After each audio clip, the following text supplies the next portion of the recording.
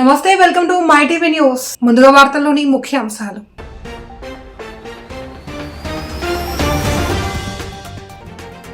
రాష్ట్రంలోని సాగునీటి ప్రాజెక్టులపై ఏపీ అసెంబ్లీలో స్వల్పకాలిక చర్చ. సభ్యులకు పవర్ పాయింట్ ప్రజెంటేషన్ ఇచ్చిన సీఎం చంద్రబాబు.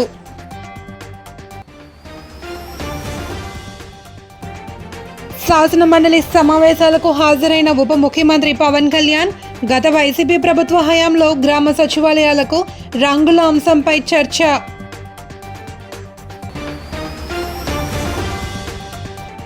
విశాఖ రిషికొండపై నిర్మించిన భవనాలపై శాసన మండలిలో వాడివేడి చర్చ.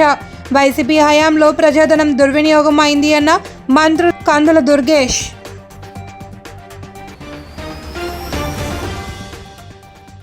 ఏపీ అసెంబ్లీలోని రాష్ట్రంలో సాగునీటి ప్రాజెక్టులపై స్వల్పకాలిక చర్చ జరిగింది. సీఎం చంద్రబాబు రాష్ట్రంలోని ప్రాజెక్టులపై సభ్యులకు పవర్ పాయింట్ ప్రజెంటేషన్ ఇచ్చారు. ఏపీకి అమరావతి, పోలవరం రెండు కళ్ళ లాంటివి అని అభివర్ణించారు. పోలవరం ప్రాజెక్టును రాష్ట్రానికి గేమ్ చేంజర్ అని పేర్కొన్నారు. పోలవరం ప్రాజెక్టు ఎత్తు ఖచ్చితంగా 45.72 మీటర్లు ఉంటుంది అని స్పష్టం చేశారు. గత జలవనరుల శాఖ మంత్రికి, టీఎంసీకి, క్యూసెక్లకి కూడా తేడా తెలియదని ఎద్దేవా చేశారు. పోలవరం గురించి అడిగితే పర్సెంటా, 0.5% అని హేళనగా మాట్లాడారు అని మండిపడ్డారు. గత ప్రభుత్వం పోలవరం ప్రాజెక్టుకు సంబంధించి కేవలం 3.8% పనులే చేసిందన్నారు. 2014 నుండి 19 మధ్యకాలంలో పోలవరం ప్రాజెక్టుపై 16,493 కోట్లు ఖర్చు చేశామని చంద్రబాబు వెల్లడించారు. ఆనాటి ప్రణబ్ ముఖర్జీ గారిని ఒప్పించి ఒక ఆర్డినెన్స్ ఇష్యూ చేసి, ఆర్డినెన్స్ ఇష్యూ చేసిన తర్వాతనే పార్లమెంట్ సమావేశాలు పెట్టి రెగ్యులర్ బిజినెస్ ప్రారంభించారు అధ్యక్ష. ఈరోజు కూడా ఈ పోలవరం సాధ్యమైందంటే ఎన్డీఏ సహకారం, నరేంద్ర మోడీ గారి సహకారం చాలా స్పష్టంగా. అక్కడి నుంచి అధ్యక్ష నేను పోయినప్పుడు నేను చాలా స్పష్టంగా 7 మండలాలు వచ్చాయి, దీన్ని ఫాస్ట్ ట్రాక్లో పెట్టాలి అని నేను అడిగినప్పుడు నీతి ఆయోగ్ ఎగ్జామిన్ చేశారు. నీతి ఆయోగ్ ఎగ్జామిన్ చేసి దేశంలో చాలా ప్రాజెక్టులు ఉన్నాయి, 10 ఏళ్ళు, 20 ఏళ్ళు, 30 ఏళ్ళు అవుతున్నాయి.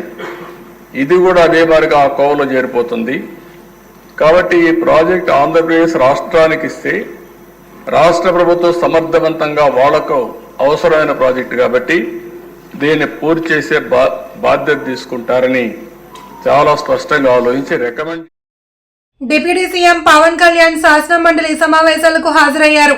గత వైసీపీ ప్రభుత్వ హయాంలో గ్రామ సచివాలయాలకు రంగుల అంశంపై మండలిలో ఆయన సమాధానమిచ్చారు. గతంలో సచివాలయాలకు రంగులు వేసేందుకు వేసిన రంగులు తొలగించి 101.81 కోట్లు ఖర్చు చేశారని వెల్లడించారు.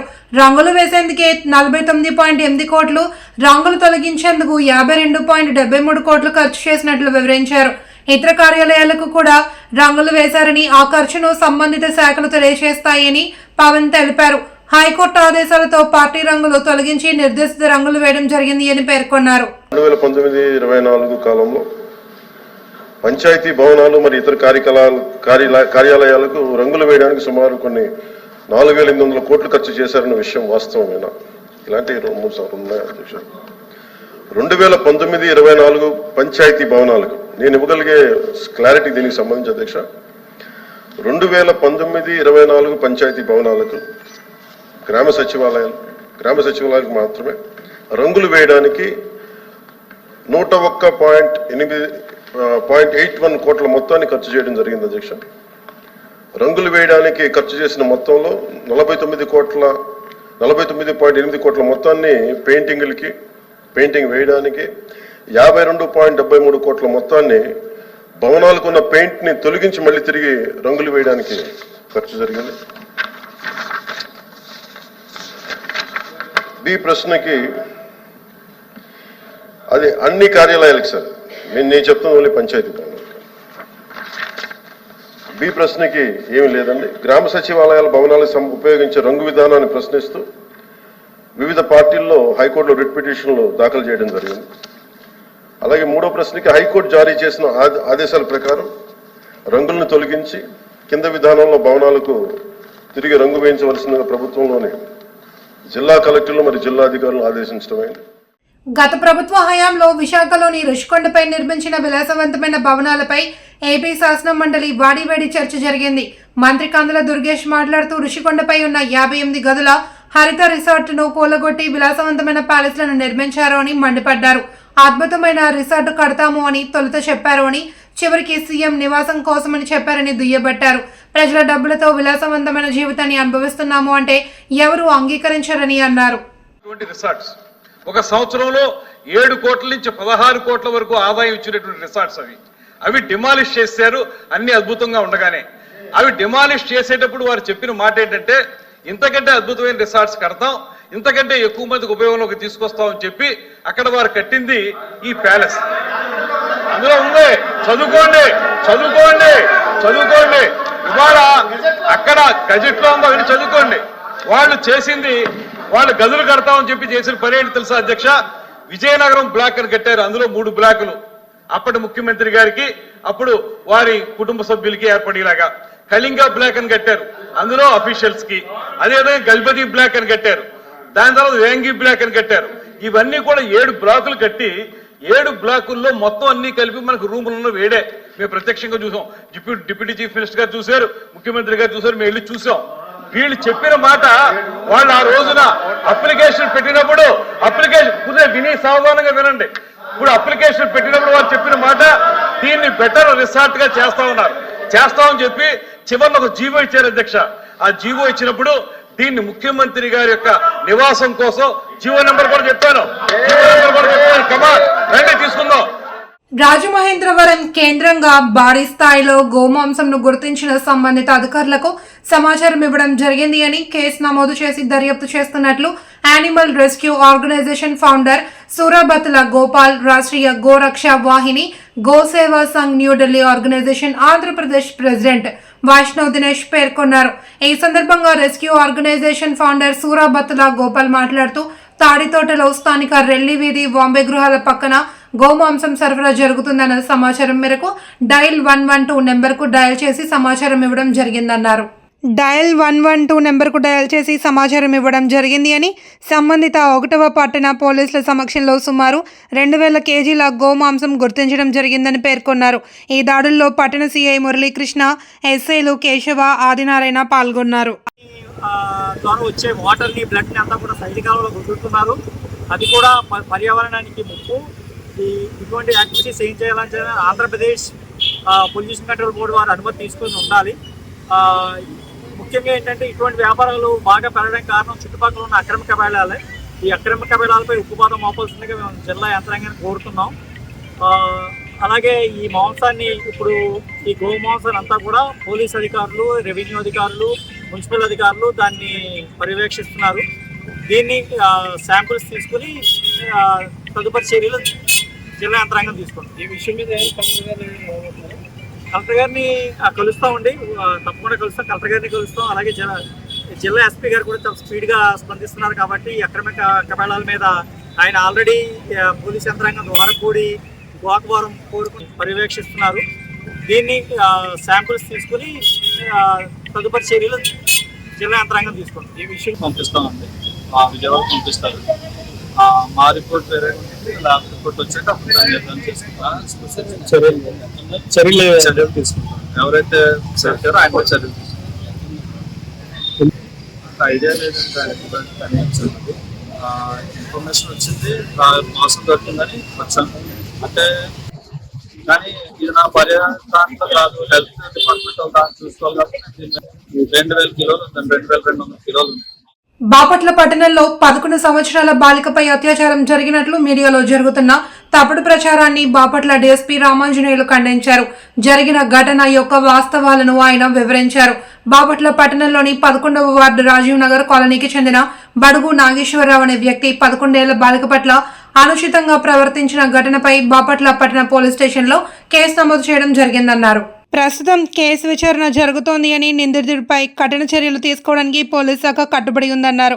కొంతమంది వ్యక్తులు, సమూహాలు భయాందోళన సృష్టించడానికి సంఘటనను సంచలనం చేయాలనే ఉద్దేశంతో బాధ్యతారహితంగా తప్పుడు సమాచారాన్ని వ్యాప్తి చేస్తున్నారని అన్నారు. బాలిక పట్ల అనుచితంగా ప్రవర్తించిన ఘటనను అత్యాచారంగా ఆరోపిస్తున్నారని, ఇటువంటి చర్యలు నిర్లక్ష్యమే కాకుండా చట్టవిరుద్ధం కూడా, ప్రజాశాంతికి భంగం కలిగించడానికి మాత్రమే ఉపయోగపడతాయని అన్నారు. దీనిని తప్పుగా అత్యాచారంగా ఆరోపిస్తున్నారు. ఇటువంటి చర్యలు బాధ్యత రాహిత్యమే కాకుండా చట్ట విరుద్ధం కూడా. అవి పబ్లిక్ ఆర్డర్కి భంగం కలిగించడానికి, న్యాయాన్ని అడగదొక్కడానికి మాత్రమే ఉపయోగపడతాయి.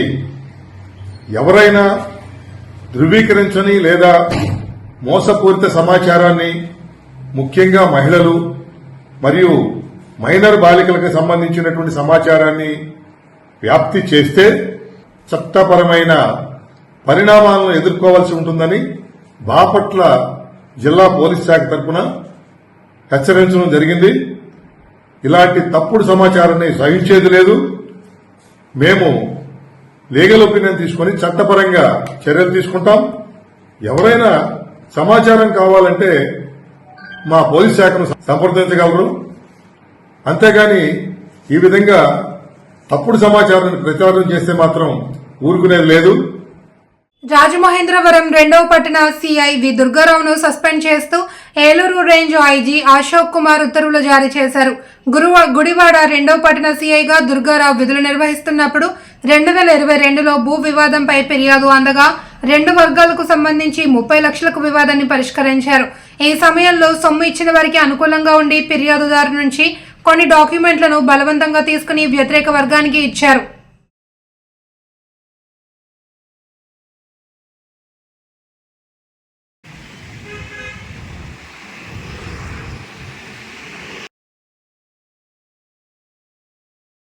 రాష్ట్ర శాసన మండలిలో ఎమ్మెల్యే నల్లారి కిషోర్ కుమార్ రెడ్డి ప్రస్తావించారు.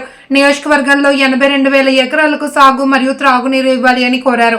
దీనిపై ఇరిగేషన్ మంత్రి సానుకూలంగా స్పందించి ఈ విషయం ఆంధ్రప్రదేశ్ రాష్ట్ర ముఖ్యమంత్రి చంద్రబాబు నాయుడుతో చర్చించి అడవిపల్లి ప్రాజెక్టుకు సరిపడా 350 కోట్ల రూపాయలకు టెండర్లకు సిద్ధం చేసి త్వరలోనే అడవిపల్లి ప్రాజెక్టును పూర్తి చేస్తామని తెలిపారు. ప్రజలు కూడా రిప్రజెంట్ చేయటం జరిగింది యువ నాయకుడు లోకేష్ గారికి. తర్వాత 2005లో ఫస్ట్ ఫౌండేషన్ స్టోన్ వేయటం జరిగింది. తర్వాత 2006లో దగ్గర 2,569 కోట్లు ఖర్చు పెట్టడం జరిగింది. ఇప్పుడు అనంతపూర్, చిత్తూరు జిల్లాకు సంబంధించి 2,569 కోట్లు. ఇప్పుడు పీలేరు కాన్స్టిట్యున్సీకి సంబంధించి 82,000 ఎకరాలకు సాగునీరు వస్తుంది ఈ ప్రాజెక్టు వల్ల. ఎంత ఇంపార్టెన్స్ ఉందో అర్థం చేసుకోవాలి. ఉమ్మడి చిత్తూరు జిల్లాలో దగ్గర 2 లక్షల ఎకరాలు ఉంటే ఉత్త పీలేరు కాన్స్టిట్యున్సీలోనే 82,000 ఎకరాలు మాకు సాగునీరు వస్తుంది. మా రిక్వెస్ట్ ఏమంటే ముఖ్యమంత్రి గారు, అప్పటి ముఖ్యమంత్రి గారు చంద్రబాబు నాయుడు గారు 2014-19లో అప్పుడు అడవిపల్లి ప్రాజెక్టు విజిట్ చేయటం జరిగింది. అప్పుడు మాట చెప్పడం జరిగింది చంద్రబాబు నాయుడు గారు 2014-19 మధ్యలో. గౌరవనీయులు చంద్రబాబు గారు ఆ రోజు మాట చెప్పిన తర్వాత వైసీపీ ప్రభుత్వం 19 వచ్చిన తర్వాత ₹1 కూడా ఖర్చు పెట్టలేదు. దానివల్ల ఈరోజు ఆ ప్రాజెక్ట్ ఇంత డబ్బు ఖర్చు పెట్టి 2,569 కోట్లు ఖర్చు పెట్టి ఉపయోగం లేకనుంది. అధ్యక్షులు గారు గమనించాలా. ఖచ్చితంగా మినిస్టర్ గారు లోకేష్ గారు ఎవరైతే ఉన్నారో అతను ఇంట్రెస్ట్ తీసుకొని మినిస్టర్ గారు, ముఖ్యమంత్రి గారు చంద్రబాబు నాయుడు గారు ఈ ప్రాజెక్టు కంప్లీట్ చేస్తే సాగునీరు 82,000 ఎకరాలు ఒక కాన్స్టిట్యున్సీ చిన్న విషయం కాదు. ఈ నెల 25 బాపట్ల పట్టణం మున్సిపల్ ఆఫీస్ పక్కన ఉన్న అంబేద్కర్ భవన్ లో ప్రపంచ దివ్యాంగుల వారోత్సవ కార్యక్రమం నిర్వహిస్తున్నట్లు బావూరి దివ్యాంగుల సేవా సమితి రాష్ట్ర అధ్యక్షులు గోగన ఆదిశేషు తెలిపారు. నియోజకవర్గం పరిధి పివిపాలెం గ్రామ పంచాయతీలో పోస్టర్ను ఆవిష్కరించారు. దివ్యాంగులకు ప్రస్తుతం కావలసిన సౌకర్యాల కోసం డిసెంబర్ 3 ప్రపంచ దివ్యాంగుల దినోత్సవం లోపు రాష్ట్ర ప్రభుత్వం దృష్టికి తీసుకువెళ్తున్నట్లు తెలిపారు.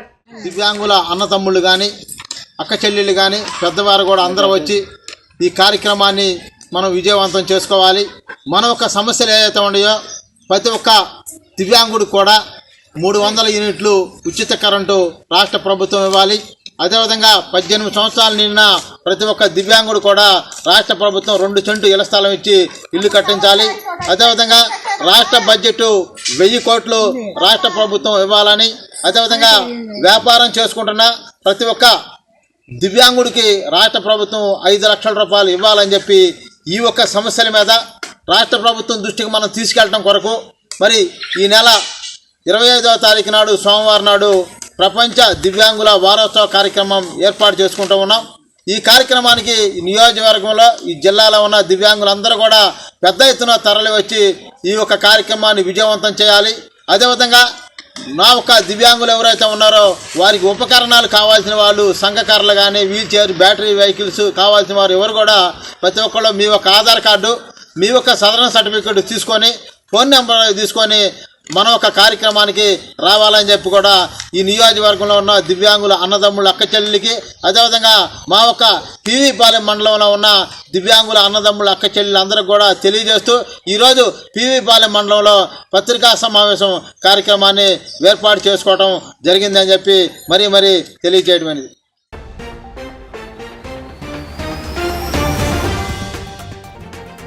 రాష్ట్రంలోని సాగునీటి ప్రాజెక్టులపై ఏపీ అసెంబ్లీలో స్వల్పకాలిక చర్చ. సభ్యులకు పవర్ పాయింట్ ప్రజెంటేషన్ ఇచ్చిన సీఎం చంద్రబాబు.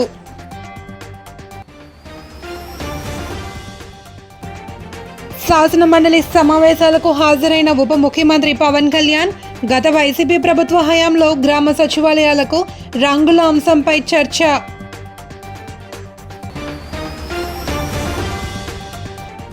విశాఖ రిషికొండపై నిర్మించిన భవనాలపై శాసన మండలిలో వాడివేడి చర్చ. వైసీపీ హయాంలో ప్రజాధనం దుర్వినియోగం అయింది అన్న మంత్రి కందుల దుర్గేష్.